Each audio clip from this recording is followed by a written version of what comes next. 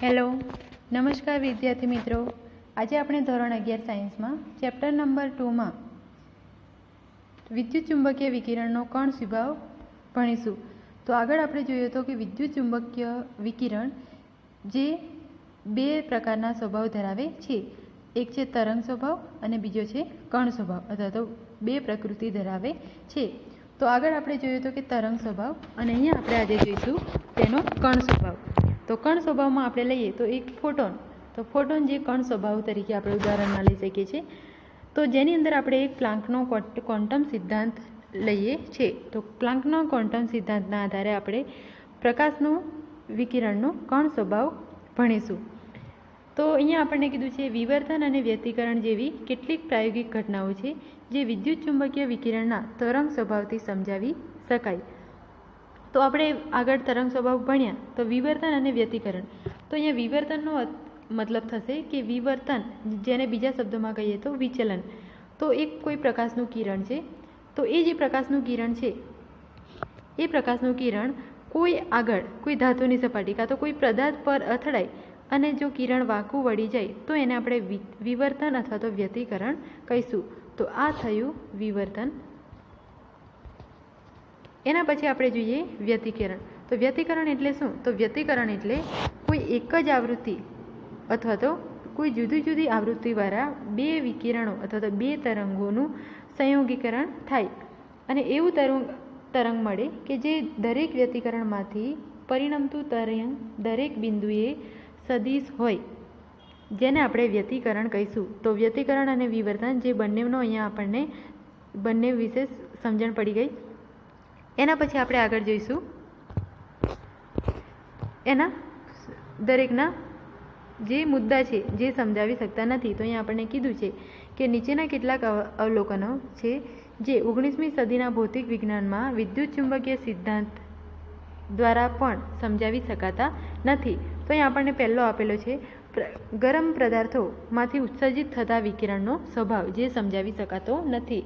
ગરમ પદાર્થો અથવા તો કાળા પદાર્થ તરીકે આપણે અહીંયા ઉદાહરણ લઈ શકીએ કાર્બન બ્લેક. ધાતુની સપાટી પર જ્યારે વિકિરણ અથડાય છે ત્યારે ઇલેક્ટ્રોન ઉત્સર્જિત થાય છે, જેને ફોટો ઇલેક્ટ્રિક અસર કહે છે, જે આપણે આગળ ભણીશું. ફોટો ઇલેક્ટ્રિક અસર એટલે શું? ઘન પદાર્થની ઉષ્માધારિતામાં થતું વિચલન તાપમાનનું વિધેય છે.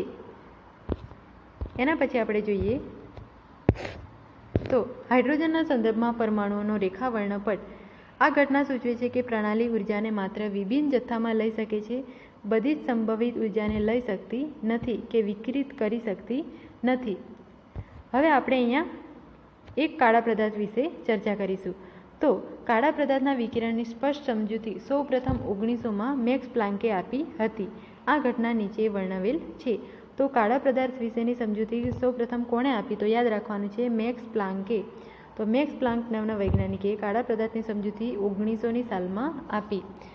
ગરમ વસ્તુઓ અથવા તો કાળી વસ્તુઓ વિશાળ ગાળામાં તરંગ લંબાઈમાં વિદ્યુત ચુંબકીય વિકિરણોને ઉત્સર્જિત કરે છે. ઉત્સર્જિત કરવું એટલે કે એમાંથી કોઈ પ્રકારનું તરંગ બહાર નીકળવું. ઊંચા તાપમાને વિકિરણનો મોટો ભાગ વર્ણપટના દ્રશ્ય ભાગમાં હોય છે.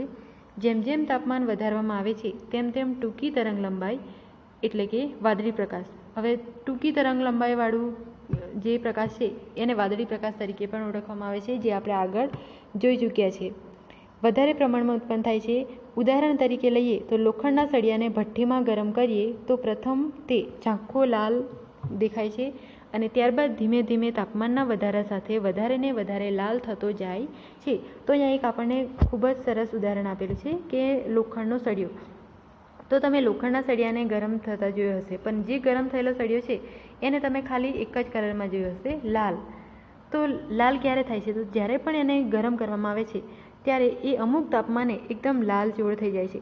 પરંતુ એ લાલ થઈ જાય એના પછી પણ એને વધારે ને વધારે જ તાપમાન આપવામાં આવે તો એક એવો સમય આવશે કે એ તાપમાન એનું ખૂબ જ વધી જશે ત્યારે એનો કલર વાદળી થઈ જાય છે. તો અહીંયા આપણે કહી શકીએ કે જ્યારે તાપમાન થોડું ઓછું હતું, મીડિયમ હતું, ત્યારે તેનો કલર લાલ હતો. પરંતુ જો વધારે જ પડતું તાપમાન આપવામાં આવે તો તેનો કલર વાદળી થઈ જાય છે. તો વાદળી જે છે એ તીવ્ર કલર તરીકે પણ આપણે અહીંયા ઓળખીશું. તો આપણે પ્રકાશની પણ વાત કરીએ તો ધારો કે આપણે ચલો આસમાનની વાત કરીએ તો સવારમાં જ્યારે સૂરજ ઉગે અને સાંજે જ્યારે સૂરજ ડૂબે છે તો બંને ટાઈમે આકાશ જે છે એ આપણને લાલાશ પડતું દેખાય છે. અહીંયા આપણે સાંજનો ટાઈમ લઈએ અને એક સવારનો ટાઈમ લઈએ તો સાંજે અને સવારમાં બંનેમાં લાલાશ પડતું આકાશ દેખાય છે, પરંતુ બપોરે તે એકદમ ભૂરું આકાશ દેખાય છે. તો એનો મતલબ શું થશે? સવારમાં જે પ્રકાશ છે એ થોડો ઓછો છે, સાંજે પણ થોડો ઓછો હોય છે, ત્યારે તે લાલ પ્રકાશની તરંગલંબાઈ ધરાવે છે. પરંતુ જ્યારે સૌથી વધારે પ્રકાશ હોય ત્યારે તેની અંદર આપણને વાદળી કલરની તરંગલંબાઈવાળું આકાશ દેખાય છે. અહીંયા આપણે કાળા પદાર્થની વ્યાખ્યા લઈએ તો કાળો પદાર્થ એટલે શું? તો અહીંયા આપણને વ્યાખ્યા આપેલી છે, આદર્શ પદાર્થ કે જે બધી જ આવૃત્તિઓનું ઉત્સર્જન અને અવશોષણ કરે છે તેને કાળો પદાર્થ કહે છે.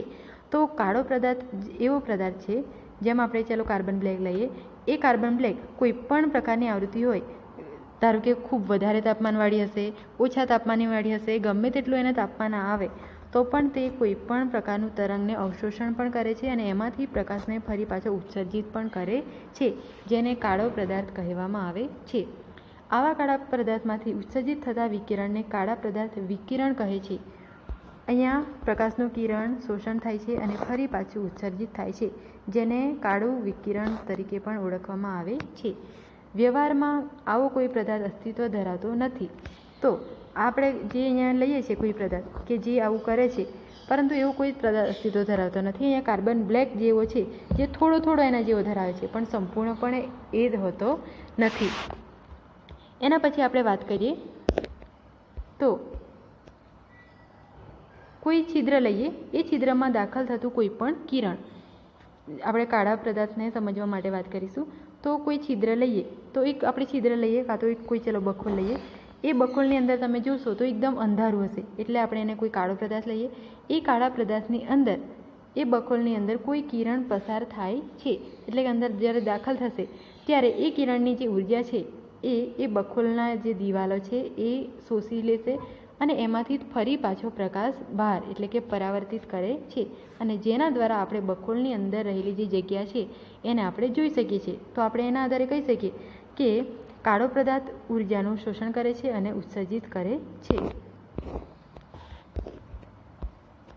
એના આધારે એક સૂત્ર આપવામાં આવ્યું. તો અહીંયા આપણે જોઈશું ઉર્જાનું સૌથી ઓછું પ્રમાણ જે શોષાય છે કે ઉત્સર્જિત થાય છે તેને પ્લાન્કે ક્વોન્ટમ નામ. અહીંયા ઇમ્પોર્ટન્ટ છે કે ક્વોન્ટમ એટલે શું? તો જે શોષાય છે ઉર્જા અને જે ઉત્સર્જિત થાય છે તેને ક્વોન્ટમ કહેવામાં આવે છે. તો વિકિરણના એક ક્વોન્ટમની ઉર્જા બરાબર E લઈએ, તેની આવૃત્તિ V લઈએ તો સૂત્ર અહીંયા આપણને મળશે E પ્રપોર્શનલ ટુ E ઉર્જા અને V આવૃત્તિ. પ્રપોર્શનલને દૂર કરવા માટે સૂત્ર મળશે E બરાબર hv. જ્યાં આ જે થિયરી છે એ પ્લાન્કે આપી છે, તો જે h છે એને આપણે પ્લાન્ક કોન્સ્ટન્ટ તરીકે ઓળખીશું, અને જે પ્લાન્ક કોન્સ્ટન્ટ h છે જેનું મૂલ્ય છે 6.626 × 10⁻³ જૂલ સેકન્ડ છે. તો આ વેલ્યુ તમારે યાદ રાખવાની છે. જેમ આપણે આગળ દ્રશ્ય પ્રકાશની તરંગ લંબાઈ c બરાબર યાદ રાખ્યું છું 3 × 10⁸ મીટર સેકન્ડ ઇન્વર્સ, એવી રીતના જ અહીંયા આપણે hની વેલ્યુ યાદ રાખવાની છે 6.626 × 10⁻³ જૂલ સેકન્ડ, જે આપણે આગળ દાખલામાં ઉપયોગી બનશે. ચલો, તો અહીંયા આપણને એક સૂત્ર મળી ગયું ઉર્જાનું કે E બરાબર hv, જેની વેલ્યુ પણ આપણને ખબર પડી ગઈ. એના પછી આપણે ફોટો ઇલેક્ટ્રિક અસર જોઈએ. તો કાળા પદાર્થના પૈસા આપણે ભણ્યા. પહેલો પ્લાન્કનો એ મુદ્દો હતો કે કાળો પદાર્થ જે સમજાવી શકતા નથી. બીજો હતો કે ફોટો ઇલેક્ટ્રિક અસર. તો ફોટો ઇલેક્ટ્રિક અસર કોને કહેવામાં આવે છે? તો ફોટો ઇલેક્ટ્રિક અસર જે ઇમ્પોર્ટન્ટ વ્યાખ્યા પણ છે કે જ્યારે પણ કોઈ પ્રકાશનું કિરણ કોઈ ધાતુની સપાટી, આ ધારો કે ધાતુની સપાટી છે, એના પર કિરણ પડે છે ત્યારે અહીંયા રહેલો જે ઇલેક્ટ્રોન છે એ બહાર મુક્ત થાય છે, જેને ફોટો ઇલેક્ટ્રિક અસર તરીકે ઓળખવામાં આવે છે. તો અહીંયા આપણે ઉદાહરણ તરીકે લઈએ પોટેશિયમ, રૂબેડિયમ, સીઝિયમ વગેરેને પ્રકાશના પુંજ સામે રાખવામાં આવે છે. પ્રકાશનું પુંજ એટલે કે પ્રકાશનું કોઈ તરંગ, કિરણ, એની સામે પોટેશિયમ જેવી ધાતુને મૂકવામાં આવે છે ત્યારે તેમાંથી એટલે કે પોટેશિયમની ધાતુ છે અથવા તો રૂબેડિયમ ધાતુ છે તેમાંથી ઇલેક્ટ્રોન ઉત્સર્જન એટલે કે મુક્ત થઈ જાય છે. આ ઘટનાને ફોટો ઇલેક્ટ્રિક અસર કહેવામાં આવે છે. જેના પ્રાયોગિક પરિણામો આપણને આપેલા છે. તો એ પ્રાયોગિક પરિણામોમાં પહેલું જે છે, ધાતુની સપાટી પર પ્રકાશનો પુંજ જેવો અથડાય કે તરત જ તેમાંથી ઇલેક્ટ્રોનનું ઉત્સર્જન થાય છે. તો આ પહેલો મુદ્દો છે. તો જેવું પ્રકાશનું કિરણ ધાતુની સપાટી પર પડે, અહીંયા આપણને ધાતુની સપાટી આપેલી છે, આ ધાતુની સપાટી છે, આ પ્રકાશનું કિરણ પડે છે અહીંયા, અને તરત જ અહીંયા એક પ્રકાશનું કિરણ, આ પ્રકાશનું ઇલેક્ટ્રોન ઉત્સર્જિત થાય છે. તો આ જે આખી છે પ્રવૃત્તિ, જેને ફોટો ઇલેક્ટ્રિક અસર કહીએ છીએ, અને જ્યારે પણ આ પ્રકાશનું કિરણ પડે છે અને ઇલેક્ટ્રોન ઉત્સર્જન થાય છે, એના માટે કોઈ જ સમય હોતો નથી, તરત જ આ પ્રક્રિયા થઈ જાય છે. બીજું છે, ઉત્સર્જિત થતા ઇલેક્ટ્રોનની સંખ્યા પ્રકાશની તીવ્રતા અથવા તેજસ્વીતાના સમપ્રમાણમાં હોય છે, બંને સરખી હોય છે. દરેક ધાતુ માટે કોઈ સૌથી ઓછી લાક્ષણિક ન્યૂનતમ આવૃત્તિ V0, જેને દેહલી અથવા તો થ્રેશોલ્ડ આવૃત્તિ તરીકે ઓળખાય છે. હવે અહીંયા જે V0 આપણે લઈએ છીએ, તો V0 એટલે થ્રેશોલ્ડ આવૃત્તિ. તો દેહલી આવૃત્તિ એટલે શું? તો જે આપણે અહીંયા વાપરીએ છીએ પ્રકાશનું કિરણ, જે ઇલેક્ટ્રોનને મુક્ત કરવા માટે વપરાય છે, તો એ ઇલેક્ટ્રોનની જે અહીંયા ઉર્જા છે એના કરતાં થોડી વધારે હશે, જેને આપણે દેહલી અથવા તો થ્રેશોલ્ડ આવૃત્તિ કહીશું. તો આપણે ધારો કે કોઈ ઉદાહરણ લઈએ કે ચલો કોઈ એક ધાતુ છે, સોડિયમ ધાતુ, એની અંદર એની કક્ષામાં ઇલેક્ટ્રોન રહેલા છે, અહીંયા દરેક કક્ષામાં ઇલેક્ટ્રોન રહેલા છે, આની અંદર પ્રોટોન છે. તો જેવું પ્રકાશનું કિરણ સોડિયમ ધાતુ પર પડે છે, આ આપણે અહીંયા સોડિયમ ધાતુ લઈએ છીએ, તો સોડિયમ ધાતુ પર જેવું પ્રકાશનું કિરણ પડે છે, તો તેની બાહ્યતમ કક્ષામાં રહેલા ઇલેક્ટ્રોન અહીંયા શું થશે? મુક્ત થશે. પરંતુ મુક્ત ક્યારે થશે? અહીંયા ઇલેક્ટ્રોન છે એની પાસે પણ કોઈ ઉર્જા હશે, જે ઉર્જાથી એ સોડિયમની આજુબાજુ અહીંયા ફરે છે. એ ઉર્જા કરતાં જો વધારે ઉર્જા એને મળશે પ્રકાશના કિરણમાંથી, તો જ આ ઇલેક્ટ્રોન દૂર થશે. જો એના જેટલી, જેમ કે આની 314 કિલો જૂલ જેટલી ઉર્જા છે ઇલેક્ટ્રોનની, એટલી ઉર્જા એ એની આજુબાજુ ફરે છે, તો 300 કિલો જૂલ જેટલી જ એને ઉર્જા મળશે પ્રકાશના કિરણમાંથી, તો એ મુક્ત થાય નહીં. પરંતુ એના કરતાં વધારે 314ની જગ્યાએ 350 કિલો જૂલ જેટલી ઉર્જા જો મળવામાં આવે, તો જ એ ઉત્સર્જિત થાય છે. તો અહીંયા આપણને કીધું છે કે દરેક ધાતુ માટે કોઈ દેહલી આવૃત્તિ, તો જે વધારે પ્રમાણમાં ઉર્જા અહીંયા આપીએ છીએ એને દેહલી આવૃત્તિ તરીકે ઓળખાય છે. એના પછી આપણે જોઈએ, હવે અહીંયા કીધું છે કે ધાતુની સપાટી પર કોઈ પ્રકાશનું પુંજ પડે છે, તો પ્રકાશનું પુંજ જેવું પડશે એવી જ ધાતુની સપાટી પર એક ચળકાટ એટલે કે પ્રકાશિત થતી ધાતુની સપાટી જોવા મળશે. તો પ્રકાશના પુંજનું ચળકવું ઘટનાને પ્રકાશના પુંજ ફોટોન વડે નિશાનાગત કરી શકાય. જ્યારે પૂરતી ઉર્જાવાળા ફોટોન ધાતુના પરમાણુમાં ઇલેક્ટ્રોન સાથે અથડાય છે, ત્યારે તરત જ તેની અથડામણ દરમિયાન તરત જ તેની ઉર્જા ઇલેક્ટ્રોનને આપી દે છે. હવે ઇલેક્ટ્રોનને આપી દે છે એટલે જે ફોટોન અથડાય છે, ઇલેક્ટ્રોનનું તરંગ, એની જે ઉર્જા છે એ તરત જ ધાતુની સપાટી પર રહેલા ઇલેક્ટ્રોનને આપી દે છે, અને આ ઇલેક્ટ્રોન એની ઉર્જા લઈને અહીંયાથી મુક્ત થઈ જાય છે, એટલે કે દૂર થઈ જાય છે. જેટલી વધારે ફોટોનની ગતિજ ઉર્જા, તેટલી જ વધારે ઉર્જાની બદલી થાય, અને તેટલી જ વધારે ઇલેક્ટ્રોનની ગતિજ ઉર્જા થશે. તો જેટલું પ્રકાશનું કિરણ તેજ હશે, જેટલી આની ઉર્જા વધારે હશે, 400 હશે, 500 હશે, જેટલું એ વધારે ઉર્જાવાળું હશે, એટલે જ અહીંયા રહેલો ઇલેક્ટ્રોન તરત જ દૂર થઈ જશે, અને તેની આ ઇલેક્ટ્રોનની ગતિ ઉર્જા એટલી વધારે થશે. બીજા શબ્દોમાં કહીએ તો ઉત્સર્જિત થતા ઇલેક્ટ્રોનની ગતિજ ઉર્જા વિદ્યુત ચુંબકીય વિકિરણના આવૃત્તિના સમપ્રમાણમાં હોય છે. તો આવૃત્તિ V ના સમપ્રમાણમાં હશે એની ગતિજ ઉર્જા. અથડાતા ફોટોનની ઉર્જા બરાબર hv થશે, અને ઇલેક્ટ્રોન ઉત્સર્જિત કરવા માટે ઓછામાં ઓછી ઉર્જા hv0, જેને આપણે W0 કહેવાય છે, જે કોષ્ટક 2.2માં આપણને આપેલું છે. તો આપણે 2.2માં જોઈએ છે lithium, sodium, potassium, magnesium, copper અને સિલ્વર, દરેકની આપણને V0 કાર્ય વિધેય આપેલી છે, જેને આપણે hv0 પણ કહીશું. તો જે 2.42 છે, 2.3 છે, 2.25 છે, દરેકની અલગ અલગ આપેલી છે. તો એના પરથી આપણે અહીંયા એક સૂત્ર જોઈએ છે, જે છે hv બરાબર hv0 પ્લસ 1/2 meV0, જ્યાં me આપણે છે એ ઇલેક્ટ્રોનનું દળ છે, અને v જે છે એ ઉત્સર્જિત થતા ઇલેક્ટ્રોનનો વેગ છે. એના દ્વારા આપણે આગળના દાખલા જોઈશું. એના પહેલાં આપણે વિકિરણનો દ્વૈત સ્વભાવ જોઈએ. જો વિદ્યુતચુંબકીય વિકિરણનો દ્વૈત સ્વભાવ. તો પ્રકાશની કણ પ્રકૃતિએ વૈજ્ઞાનિકોને મૂંઝવણમાં મૂકી દીધા.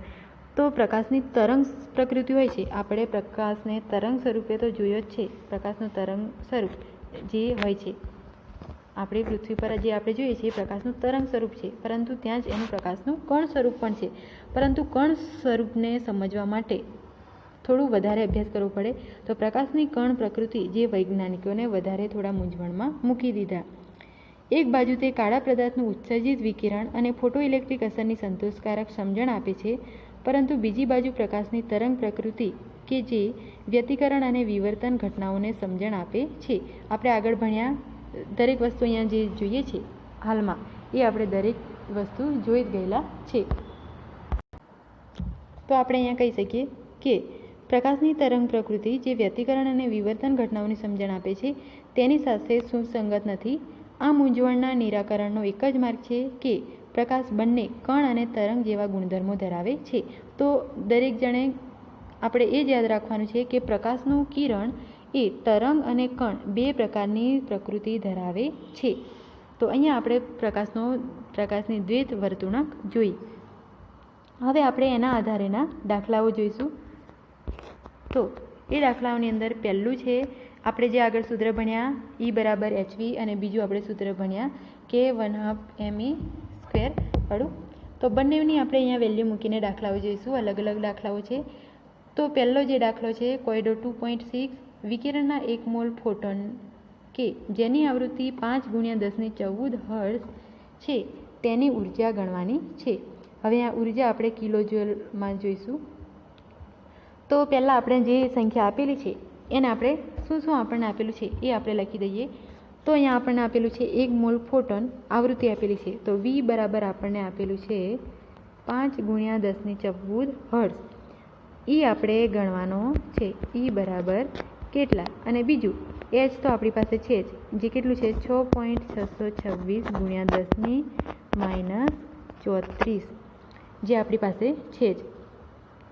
હવે અહીંયા આપણે બીજું લઈએ એનું સૂત્ર. તો સૂત્ર શું છે? E બરાબર HV.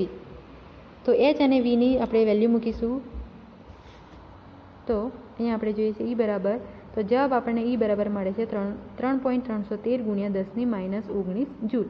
હવે અહીંયા આપણે ઉર્જા ગણવાની છે, પરંતુ અહીંયા 10⁻19 જૂલ મળે છે, જેને આપણે 1 મોલ ફોટોન સાથે ગુણીશું તો આપણને ફોટોનની ઉર્જા મળશે. તો 1 મોલ ફોટોનની ઉર્જા બરાબર જે જવાબ આપણને મળ્યો એ જે જવાબ છે એને આપણે 6.022 એટલે કે જે એવરોગેડો નંબરનું મૂલ્ય હતું આપણી પાસે, જે 1 મોલ બરાબર લઈએ છીએ, તો 1 મોલની આપણે લઈશું, જેની સાથે ગુણાકાર કરતાં આપણને જવાબ મળશે 199.51 કિલો જૂલ મોલ ઇન્વર્સ. તો આ 1 મોલ ફોટોનની ઉર્જા થશે. તો આ પ્રમાણે દરેક જણ દાખલો ગણવાનો છે. પહેલાં E શોધવાનો છે અને પછી એને ફોટોનની ઉર્જાની અંદર કન્વર્ટ કરવાનું છે. તો કન્વર્ટ કરવા માટે આપણે 1 મોલ સાથે એને ગુણીએ છીએ. એના પછી લઈએ કોયડો 2.7.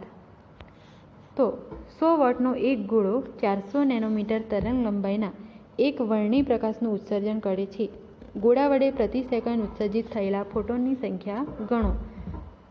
તો અહીંયા આપણને પહેલાં 100 વોટનો એક ગોળો આપેલો છે. હવે 100 વોટ જેને આપણે પાવર તરીકે લઈએ, તો P બરાબર થશે 100 વોટ. બીજું આપણને આપેલું છે 400 નેનોમીટર તરંગ લંબાઈ. તો તરંગ લંબાઈ આપણે લઈએ લાંબડા. તો તરંગ લંબાઈની વેલ્યુ છે અને પાવરની વેલ્યુ છે. Hની વેલ્યુ છે આપણી પાસે, અને આપણે શું કહેવાય V જે આપણને હમણાં હાલમાં આપેલું નથી. તો V નથી આપેલું તો આપણે Vની જગ્યા પર લઈશું C અને લાંબડા. ચલો, તો અહીંયા આપણે થોડું વધારે વિચારવાનું છે. ગોળાની શક્તિ છે પાવર જે વોટમાં આપેલી છે અને જૂલ સેકન્ડ ઇન્વર્સમાં લખીશું. એક ફોટોનની ઉર્જા બરાબર E બરાબર HV. હવે Hની વેલ્યુ છે પણ Vની વેલ્યુ નથી, તો આપણે Vની વેલ્યુ નથી એની સાથે આપણે લાંબડાની વેલ્યુ આપેલી છે. તો આપણે શું કરીશું, આગળની થિયરીમાં આપણે ભણ્યા હતા કે C બરાબર લાંબડા V. તો જે C બરાબર લાંબડા V છે, લાંબડાની વેલ્યુ આપણને આપેલી છે, Cની વેલ્યુ તો આપણી પાસે છે જ, V આપણે નથી આપેલો, તો એટલા માટે V જે છે ત્યાં આપણે લાંબડા V લઈશું. તો E બરાબર સૂત્ર લઈશું HC/V. લાંબડા. આ સૂત્ર વાપરીશું. હવે આ સૂત્ર વાપરીશું તો આપણને જવાબ અહીંયા દરેકની વેલ્યુ મૂકીશું એટલે આપણને જવાબ આ પ્રમાણેનો મળે છે. તો આ જે આપણને વેલ્યુ મળી એ ઈની વેલ્યુ મળી 4.96 × 10⁻19 જૂલ. ઉત્સર્જિત થયેલા ફોટોનની સંખ્યા. ફોટોનની સંખ્યા આપણે શોધવાની છે જે ઉત્સર્જિત થયા છે. તો એના માટે પાવર લઈશું, ગોળાની શક્તિનો પાવર, અને ભાગ્યા એક ફોટોનની ઉર્જા E બરાબર લઈએ છીએ 4.96. જવાબ આપણને મળે છે 2.012 × 10⁻20 સેકન્ડ ઇન્વર્સ, જે ઉત્સર્જિત થયેલા ફોટોનની સંખ્યા થશે. એના પછી આપણે કોયડો 2.8 જોઈએ. જ્યારે વિદ્યુત ચુંબકીય વિકિરણની 300 નેનોમીટર તરંગ લંબાઈ ધરાવતું વિકિરણ સોડિયમની સપાટી પર પડે છે. તો અહીંયા એક સોડિયમ ધાતુ આપણે લેવાની છે. સોડિયમ ધાતુ એની ઉપર કેટલા તરંગ લંબાઈવાળું? તો 300 તરંગ લંબાઈવાળું કિરણ એના પર પાડવામાં આવે છે. તો તેમાંથી 1.68 × 10⁵ જૂલ મોલ ઇન્વર્સ ગતિજ ઉર્જા ધરાવતા ઇલેક્ટ્રોન ઉત્સર્જિત થાય છે. હવે અહીંયા આપણને V0 1.68 × 10⁵ જૂલ મોલ ઇન્વર્સ આપેલો છે. સોડિયમમાંથી એક ઇલેક્ટ્રોન દૂર કરવા માટે ઓછામાં ઓછી કેટલી ઉર્જાની જરૂર પડશે? તો જે સોડિયમ પર રહેલો ઇલેક્ટ્રોન છે એને દૂર કરવા કેટલી ઉર્જાની જરૂર પડશે? તો સૌપ્રથમ આપણે ઉર્જા શોધવી પડશે. ફોટો ઇલેક્ટ્રોનને ઉત્સર્જિત થવા માટે કેટલી વધુમાં વધુ તરંગ લંબાઈની જરૂર પડશે? અને છેલ્લે આપણે તરંગ લંબાઈ પણ શોધવાની છે. તરંગ લંબાઈમાં કેટલું થશે તે. તો એના માટે આપણે લઈએ 300 નેનોમીટર ફોટોનની ઉર્જા E ને આપણે E બરાબર hc/λના સૂત્રની અંદર મૂકીને જોઈશું. હવે જે આપણી પાસે સૂત્ર છે એ કેવી રીતના આવે છે એ આપણે અહીંયા દરેકને ખ્યાલ જ છે કે C બરાબર λV. આ સૂત્ર પરથી આપણે V બરાબર c/λ મૂકીશું. તો જ્યાં અહીંયા V છે, hvનો જે V છે એ Vની જગ્યાએ c/λ મૂકીશું એટલે hc/λ સૂત્ર થશે. જ્યાં hની વેલ્યુ દરેકને ખબર છે ચોપડી મુજબ, cની વેલ્યુ પણ દરેકને યાદ રાખવા કીધી છે, અને જે લાંબડા છે એની વેલ્યુ આપણને આપેલી છે 300 × 10⁻9 મીટર, જે સોડિયમ પર પાડવામાં આવે છે. તો અહીંયા આપણને જવાબમાં મળશે મીટર અહીંયા કેન્સલ થશે, સેકન્ડ ઇન્વર્સ અને સેકન્ડ એ બી કેન્સલ થઈ જશે, આ સેકન્ડ ઇન્વર્સ સેકન્ડ, અને જૂલ અહીંયા રહે છે. તો જવાબ આપણને જૂલમાં મળશે. અહીંયા એકમ લખવા બહુ જ ઇમ્પોર્ટન્ટ છે. દરેક સ્ટુડન્ટ્સ એકમ કેવી રીતના ઉડે છે અને કેવી રીતના નીકળે છે એ ધ્યાનમાં લેવાનું છે. એક મોલ ફોટોનની ઉર્જા ગણીશું. તો હવે ફોટોનની ઉર્જા ગણવા માટે આપણે ખબર છે કે એક મોલ એવોગાડ્રો નંબર લઈએ છીએ જે 6.022 × 10⁻23 છે. તો જવાબ મળે છે 3.99 × 10⁵ જૂલ મોલ ઇન્વર્સ. તો સોડિયમમાંથી એક મોલ ઇલેક્ટ્રોનને દૂર કરવા માટે જરૂરી ઓછામાં ઓછી ઉર્જા, જે આપણે આગળ લીધું કે 1.68 × 10⁵ જૂલ મોલ ઇન્વર્સ છે, જે ઉત્સર્જિત થતા ઇલેક્ટ્રોનની ગતિજ ઉર્જા છે. તો 3.99 × 10⁵ જૂલ મોલ ઇન્વર્સ મળે છે એ ફોટોનની ઉર્જા મળે છે. તો એમાંથી આપણે માઇનસ કરીશું તો આપણને જવાબ મળે છે 2.31 × 10⁵. એક ઇલેક્ટ્રોન માટેની ઓછામાં ઓછી ઉર્જા ગણીશું તો જે આપણને ઉર્જામાં જવાબ મળ્યો એના ભાગ્યા 6.022 × 10⁻23 વડે એને ભાગાકાર કરીશું તો આપણને અહીંયા જવાબ મળશે 3.84 × 10⁻19 જૂલ. આના બરાબર આપણે તરંગ લંબાઈ થશે. તો અહીંયા આપણને ઈની વેલ્યુ મળી ગઈ, એચની, સીની વેલ્યુ, દરેકની વેલ્યુ છે. તો જે અહીંયા આપણને વેલ્યુ મળે છે એને આપણે આ સૂત્રમાં મૂકીશું એટલે આપણને છેલ્લે તરંગ લંબાઈ મળશે. તો તરંગ લંબાઈ તો E બરાબર સૂત્ર હતું hc/λ. તો લાંબડા જો સૂત્રનો કરતા બનશે તો E નીચે જશે તો hc/E થશે. તો તરંગ લંબાઈ બરાબર અહીંયા 517 નેનોમીટર મળે છે. તો આ લીલા પ્રકાશને અનુરૂપ છે. તો 517 નેનોમીટર જે આપણે આગળ બી ભણ્યા હતા, અલગ અલગ રંગની દ્રશ્ય પ્રકાશ હતી. તો એની અંદર જાનીવાલી પીનારા કલર છે. તો એની અંદર તમે જોશો તો ચોપડીની અંદર પેજ નંબર 38 પર જે સૌપ્રથમ જાંબલી કલરનો છે એના પછી વચ્ચે 500 થી 600ની વચ્ચે તમને લીલા કલરનો પ્રકાશ જોશે. તો અહીંયા 517 નેનોમીટર છે એનો મતલબ થશે લીલા પ્રકાશને અનુરૂપ થશે. એના પછી આપણને આપેલું છે એક ધાતુ માટે દેહલી આવૃત્તિ V0. તો તો દેહલી આવૃત્તિ એટલે જે જરૂર પડે છે ઇલેક્ટ્રોનને દૂર કરવા, જે આપણને આપેલી છે 7.0 × 1014 સેકન્ડ ઇન્વર્સ, જ્યારે ધાતુ આવૃત્તિ V બરાબર 1.0 × 1015 છે. તો અહીંયા આપણે H બરાબર V - V0 લઈ લઈશું, દેહલી આવૃત્તિ અને V આવૃત્તિ. તો અહીંયા આપણે ઇલેક્ટ્રોનની ગતિજ ઉર્જા શોધવાની છે. તો ઇલેક્ટ્રોનની ગતિજ ઉર્જા શોધીશું, એટલે કે ઇલેક્ટ્રોન કેટલા ઉર્જાએ દૂર થાય છે તે આપણે શોધવાનું છે. તો આઇન્સ્ટાઈનનું સમીકરણ મુજબ ગતિજ ઉર્જા બરાબર 1/2 mv², જે એનું સૂત્ર છે. તો જે સૂત્ર છે એની અંદર આપણે લઈએ 1/2 mv². આના બરાબર આપણે me એટલે શું છે? ઇલેક્ટ્રોનનું દળ.